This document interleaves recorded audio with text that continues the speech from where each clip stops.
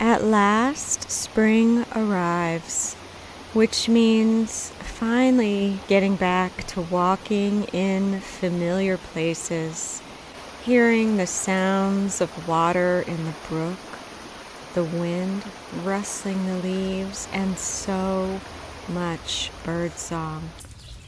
Perfect, peaceful rainy days in which the green literally opened up before us, blossoming everywhere, and robin sitting on her nest beside our front door.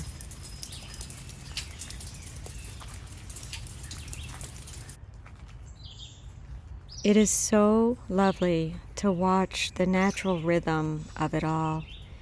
In early spring, robin comes to shore up her nest. It's transformed from what was left last summer into a stronger, healthier bed for her babies. At first, she would yell at us a lot when we'd come and go through our front door. How dare we? Until she realized we weren't going anywhere and we meant her no harm. Then she sits, her eggs have been laid, and she almost never leaves them. If she's not in the nest, we know they have hatched, and this is when Papa makes a brief appearance, helping with the almost constant feeding, flying here and there to gather bugs and worms and put them into the babies' upturned open beaks. We can see just the top of the babies' heads over the top of the nest, and when we make sounds, they open their beaks expectantly. They grow so fast. Mama Robin is around less and less, and then one day, one at a time, they stand for a little while on the top of the nest, considering, and then the nest is empty. It feels lonely for a while to come home and not see them. She's had 2 hatchings so far, and if you look very closely at this picture, you can see one of her babies in the nest with her. Being outside more, being in nature more, long walks, and being barefoot. To stand on the moss again, to walk my outdoor labyrinth, to hoop with my feet on the earth. What a relief. In the winter, I was making, frantically. I had been focusing so much on healing, and I was finally able to make again. So I sort of went at it as if I had to fit in all the making I could while I could. It felt frantic to create after not being able to for so long. When I was able to stitch for a while, I would declare to anyone in the room, "I am stitching." It was a big deal to be able to do that. Suddenly, I was able to sew and crochet and do computer work, and I wanted to get absolutely everything in that I could and that I hadn't been able to do. I frantically tried to make all the things I couldn't before. This, as it turned out, was not wisdom. It was rough, vestibularly speaking. I overdid and got to what I consider a 10 more times than I can count, and got into an unhealthy, unfun cycle of get excited about creating stuff, then push and overdo, then crash and burn, and not be able to do anything for days and sometimes weeks at a time. I created a cycle of force, overdo, shutdown, another migraine, another vestibular flare, and then losing another week or 3. Repeat. With spring, wisdom arrived at last, and she said, "Darling, it is time to end this cycle. It is time to do things differently. It is time to find rest in all that creating. It is time to find a balance that works for your sweet, sensitive system." And so I entered the land of create, rest, create, rest, create, rest. I entered with reluctance, yes, but desperation forces us into places we need to go sometimes. So I entered. I began taking what I initially called forced rest periods and then mandatory eyeball breaks. My sister kindly suggested renaming these periods as having a gentle refresh. Whatever we call them, at first I resisted. But when I lost 2 full weeks at the beginning of April, I knew I needed to do something different. I had to develop, accept, and embrace a new relationship with time, with what I can do with my resources, my actual resources. And now I can see them as lovely little breaks that my sensitive nervous system needs in order for me to be able to continue to function. As this started really helping, and as I ever so slowly left the world of 10, staying at 9 for an entire month, and then creeping toward 8, I knew we were on to something so gratefully. In the winter, I just really needed to make. As spring approached, I actually thought its theme might be finishing. Funnily, its theme would actually be settling in and making peace with not finishing. Settling in has been the theme this season. Settling in here, stabilizing here, making peace with here. All these gentle refresh times that make it so I'm able to feel better, that is settling in here. Making peace with getting used to taking a break when I'm on a roll, or having to wait several days to get back to something I want to create. Being okay having it in progress or even very nearly complete, and letting it just be there and stay there while I do what I need to do to feel well. I needed to learn to listen to my body so that I can honor my resources, transforming my relationship with having things undone so that it doesn't feel like having it hanging over my head, but maybe even getting to the point where I'm just grateful it's on its way and that I'm enjoying the process. Just sort of knowing it's well on its way and I can bask in the creation without rushing to get it done. Early on in the spring, I did finish a couple of things though. I finished the Keep Going mandala hoop and pattern and put that into my shop. I made a Slow Something video where I'm coloring my spring planner pages, which I found rather mesmerizing and very relaxing. I finished the seasonal weekly planner pages, which is one of my favorite printables I've made and use every day. I made this sweet girl into the header on all my stuff on my website and everywhere, which makes me a lot happier with all of it. And I did make the I Made journaling prompt, which was inspired by Winter's review. And actually, it was really helpful in processing this season.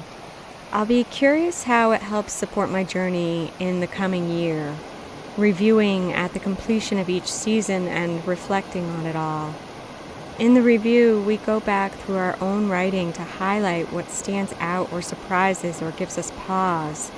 And what gave me pause was writing that during the spring, I had made the discovery that it was totally okay to not finish stuff, to leave it undone. Who decided that having works in progress be in progress was bad, rather than something to feel grateful for? In my review, I wrote, "In the winter, I forced myself to stick with what I wanted, expected, and thought was best. But in spring, the whole entire point has been not forcing anymore. And so not forcing it meant that a different theme could emerge. But I had to be open to that, to make space for it to emerge. Forcing was winter's theme. Not forcing has been spring's. My gentle refreshes have trained me to be okay with that. Even when I'm on a roll, I have to go lay down because it's what is allowing my nervous system and vestibular system to calm down. I'm learning to notice more quickly when I need a gentle refresh, and I'm noticing when my system has become refreshed and I'm ready to go again. This is making it so I'm finally learning to recognize my body's signals, which I ignored for so long, because now I am paying that close attention. Talking about having a theme for a season is nice because it helps me to make peace with it. This is the season I'm in right now. This is the theme this season. And knowing the theme is rarely what I think it will be helps me to surrender it a little more and trust a little more that I don't have to keep trying to control everything so much, that I can allow it to be taken care of for me. I can lean into knowing I am cared for. This spring, I brought back a familiar practice, my moon cycle journaling practice. I love doing my moon phase practice again. I love looking up into the night sky and seeing where the moon is, and then using that to remind me of my intentions and of where I am in my cycle. It had been a while since I'd done one of these reviews or since I had been journeying alongside the moon. I started this practice last February and definitely did it for enough cycles to know that it has the power to get me moving forward, which after all is what we all innately long to continue to do. As I've gotten back to my moon cycle journaling practice, I have definitely in these first few pieces gone back through and reviewed some things from before, themes that were so much a part of my recent journey, and I think that going back to review them, to process them fully, finally helped some of that clear away. It feels like things are really starting to move, and I can't help but think that it's because I was able to go back, thanks to this practice, and fully express them. And that's what got things moving. Helping them to budge from their place in my body shook things up and got some stagnancy moving. What a relief. My favorite thing I've written in the pieces that I've done so far is that there is a moving forward that looks a lot like staying the same. That feels so peaceful to me, so not angsty, so settled, like such a relief. I can just be here, not judging it, just here, just settling in here for a while. Zero rushing, no forcing, no trying to be something that I'm not, no urgency to change, and no pressure to become something. Just here. This practice helps me be more me. It's hopeful. It shows me that I'm not where I was, even though it feels like I still am. It shows me that I'm the one with the power, if only I will pay attention and notice. It guides me where to focus now in just this one phase. It breaks it down to a small period of time to process in and small concepts to work through. It reminds me of important lessons which support me going forward rather than backward into old beliefs and habits. I am new. You are new. This practice helps us to feel that newness and lean into it. These kinds of journaling reviews, the moon cycle journaling and the seasonal reviews, they get us back into our own writing in a different way, in an intentional and super beneficial way, because our writing is where so much wisdom is. That's where so much clarity is. It's where so much healing is. And I know this practice helps me to move forward. And I know how much better it feels to be moving forward than it does to feel like I'm staying still. It took a lot for me to finish my winter review. I had lots of doubts about doing it, about putting so much personal stuff into such a public forum. I literally laughed as I was uploading it to YouTube, laughed at the whole situation, at what I considered an entirely preposterous thing in which I, the shyest person in the world, was doing this completely out there thing. But I want to be bold. I want to follow along with what I'm inspired to do and not back down from living my best life just because I'm scared or weird or being judgy about it all.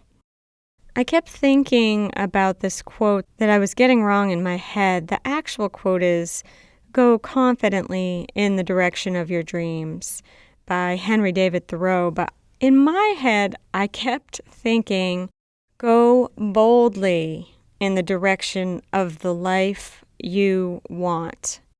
And I looked it up because I kept thinking boldly. It said that boldly is an adverb that means doing something in a brave, confident, and fearless way.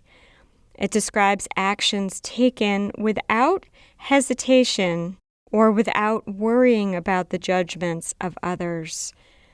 So go boldly in the direction of the life you want, for me, means to follow along, to follow inspiration around and do what I'm prompted to do, no matter how silly I might feel doing it, whatever other emotions bubble up for me, to do it anyway, to feel it all and do it anyway. This is the gift for me of sharing my practices, of sharing the story of my journey. Come what may or come nothing at all, sharing is part of who I am. And when I honor that, I do feel better. I do feel more like me. I live a more authentic life. I truly live, and that's what I want to do. It reminds me of this art piece that I made in 2019 when I was trying to draw and paint 100 Days of Journal Girl. I couldn't fully express it at the time, but what I was trying to say with this piece was, live your life in the most intentional possible way that you can. You are creating it, so make it good. People talk as though it's a bad thing to leave things undone. It can be. Of course, sometimes it's stressful or feels like a drain on you, but also there are times when maybe it is good to make peace with that feeling of things not being done. Because we will never be done. We are always works in progress.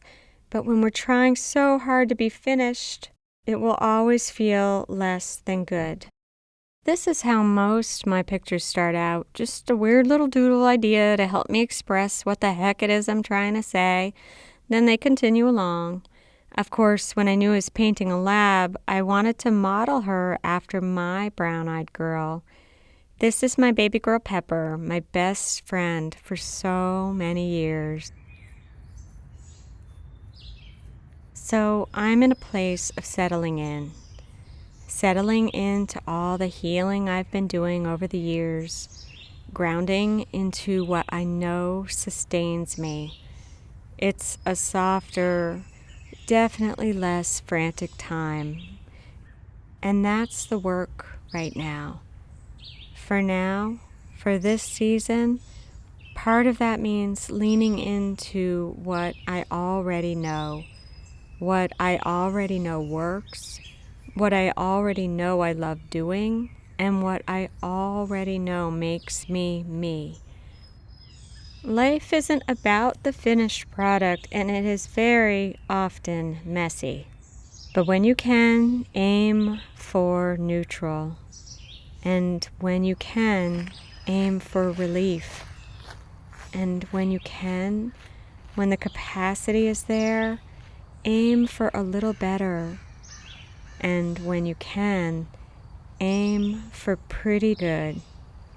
When you can, aim for satisfaction. When you can, aim for joy. When you can, aim for contentment. And let's settle in here for a little while. Thank you for being here.